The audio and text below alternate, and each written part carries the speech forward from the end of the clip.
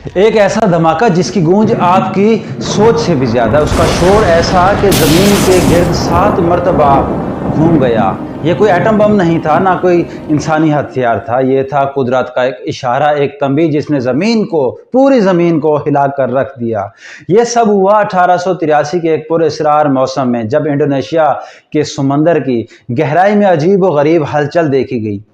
ناظرین، ماہرین سمندر سے واپس لوٹنے لگے، پرندے اپنی سمتیں بھولنے لگے اور فضا میں ایک غیر مرئی بوجھ محسوس ہونے لگا۔ پھر ایک دن آسمان پر سیاہ دھواں چھانے لگا، بادلوں میں کڑک ایسی کہ زمین کو چیر دے گی، اور بجلی ایسی جو روشنی سے زیادہ خوف پیدا کر رہی تھی۔ لوگوں کو کچھ سمجھ نہیں آ رہا تھا کہ کیا ہو رہا ہے اور کیا ہونے والا ہے۔ پھر 27 اگست 1883 کے صبح زمین نے اپنا راز اگلا، ایک ایسا آتش فشاں جس کا نام تاریخ نے سنے بغیر بھی یاد رکھا، کرتاکوا۔ جی ہاں، کرتاکوا، وہ آتش فشاں جزیرہ جاوا اور سماٹرا کے درمیان جو واقع ہے، ایک ایسا جزیرہ جو اب موجود نہیں، کیونکہ اس روز وہ زمین پر نہیں بلکہ فضا میں بکھر گیا تھا۔ دوستو، 27 اگست 1883 10 بجے پہلا دھماکہ ہوا، اس کے بعد دوسرا دھماکہ ہوا، اس کے بعد تیسرا دھماکہ ہوا، اور پھر وہ دھماکہ ہوا چوتھا، جس کی آواز 4800 کلومیٹر دور تک سنی گئی، 4800 کلومیٹر دور تک اس کی آواز سنی گئی۔ تصور کریں، خدا نخواستہ اگر یہ دھماکہ دہلی میں ہو تو کیا ہوتا؟ کیا صرف اتر پردیش، ہریانہ یا پنجاب تک اس کی آواز سنائی دیتی؟ نہیں، ہرگز نہیں، بلکہ یہ آواز دہلی سے نکل کر میرے دوستو بمبئی کے شور میں گونجتی، اس کے علاوہ کولکتہ پہنچتی، بنگلور پہنچتی، کراچی، لاہور، اسلام آباد، اور میں لوگ خوف زدہ ہو کر پوچھتے ایک دوسرے سے کہ کیا ایٹمی جنگ چھڑ گئی ہے؟ یہ اتنا شدید دھماکہ تھا کہ لوگ بالکل یہ سمجھنے پر مجبور ہو جاتے کہ ایٹم بم گرا ہے۔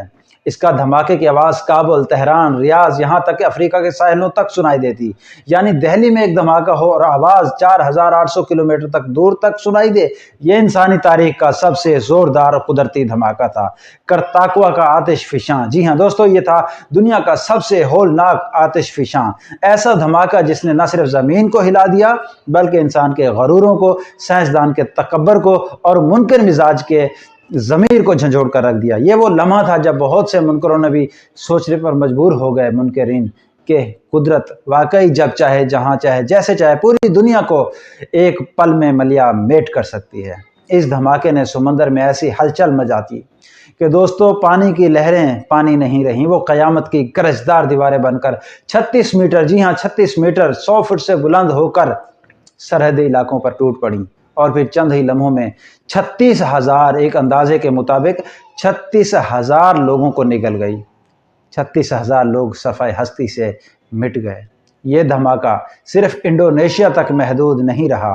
اس دھماکے کی شدت کا اندازہ اس بات سے لگائیے کہ آتش فشاں کے دھماکے سے زمین کا درجہ حرارت گر گیا، سورج کی روشنی دوستوں مدھم ہو گئی اور آسمان سرخ ہو گیا۔ ایسا لگا جیسے پوری دنیا غم میں ڈوب گئی ہو۔ لوگوں نے سمجھا کہ سنتے تھے جس قیامت کے بارے میں وہ آ گئی ہے، مگر یہ تو ایک قدرت کی وارننگ تھی، ایک اشارہ تھا، ایک تنبیہ تھی دوستو۔ کرتاکوا تو ختم ہو گیا، وہ وقت تو چلا گیا، لیکن اس کی آگ کی چیخ اور اس کا اثر آج بھی زندہ ہے، اور آج بھی اس کی اولاد اناک کرتاکوا سمندر کے بیچ سلگ رہی ہے۔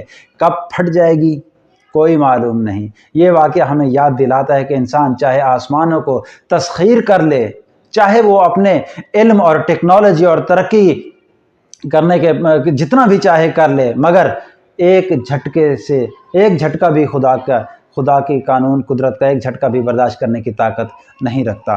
دوستو، یہ آتش فشاں صرف آتش فشاں نہ تھا، ایک صدمہ تھا، ایک آواز تھی انسانیت کے کانوں میں جو آج بھی گونج رہی ہے، اس خالق کائنات کی طرف سے جو جب چاہے جس لمحے دنیا کو بدل سکتا ہے۔